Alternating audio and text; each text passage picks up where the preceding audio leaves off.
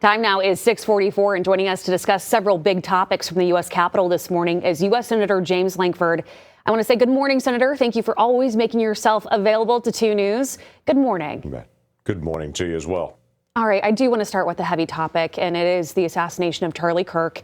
This attack, just the latest incident of violence targeting political figures, including 2 Minnesota lawmakers shot and killed in their home. You say now is a time for unity and hope. I want to get your thoughts.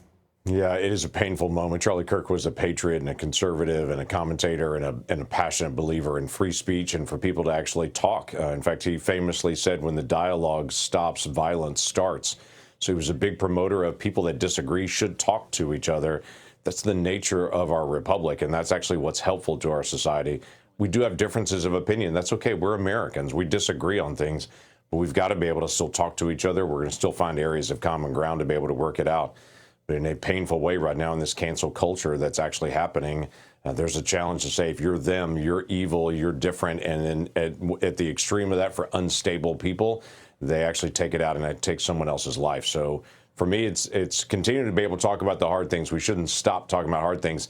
Peacekeeping is just trying to keep everybody quiet and to not yell at each other. Peacemaking is actually getting people that disagree together to be able to work it out. We need more peacemaking in this process. My next question, his assassination prompting strong responses, and we're seeing now the ramifications of those who publicly make negative comments about his death. First, a Tulsa public defender losing their job. Tulsa teachers warned they'll lose their job if they make defamatory comments. And of course, the latest, ABC polling late night show Jimmy Kimmel live off of his comments on Kirk. Senator, you've said you're an advocate for the Constitution, especially free speech.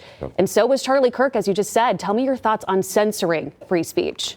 Yeah, so this becomes this challenge where employers, and we've seen this in companies all over the country, for individual employers, look at their employees and what they're saying and say, this could hurt our business, this could hurt our trust among the community. If they see these comments made by some of our employees, they will then attach it to our company, and that's a risk to our company. ABC and Disney, for instance, have said, we don't believe what Jimmy Kimmel was saying. He was actually promoting a conspiracy theory that the person who assassinated Charlie Kirk was actually an ultra-right-wing person, Trump supporter, which is false. And everyone knows that that is false, including Jimmy Kimmel, I assume, knew that that was false. It had been debunked all weekend long by all law enforcement, by the governor of Utah, in saying that that is not true. This was a liberal activist. And they went through all the details on it. But this online spin that he was doing with a conspiracy theory, I think, became the last straw for ABC and for Disney to be able to say, we just don't want to be associated with this person anymore. That has become the challenge because people pick and choose what companies they visit based on the view of that company and the individuals within that company.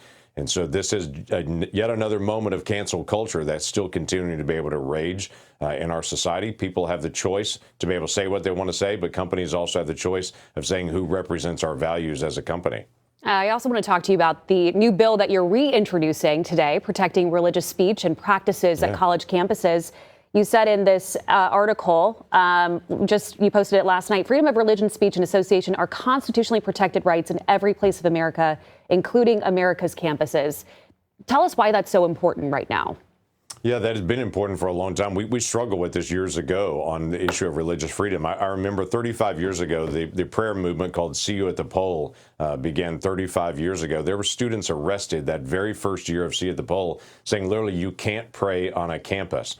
Well, that was not true then. It's not true now. But for Jewish students, for Christian students, for Muslim students, for Buddhists, for atheist students, they have the right to have their speech protected, to be able to actually practice their faith, and for that to be known and to be able to talk about it. They don't have the right to be able to intimidate others, but they do have the right to be able to not only have a faith, but to be able to live their faith regardless of where they are. College campuses, secondary schools, high schools, those are places where people can live their faith out and to be able to practice their faith, and should be able to practice it without fear of someone in administration or a government entity trying to be able to suppress their own beliefs.